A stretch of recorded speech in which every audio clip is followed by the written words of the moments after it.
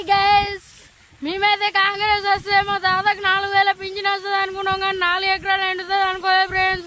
నీళ్ళకి కరువు వస్తుంది అనుకోలే ఫ్రెండ్స్. చూడూరు ఫ్రెండ్స్, మాదైతే 4 ఎకరాలు ఎండిపోతే ట్యాంకర్లు పెట్టి నీళ్ళు వస్తున్నాం చెర్లకెళ్ళి ముంచుకొచ్చి. చూడూరు ఫ్రెండ్స్.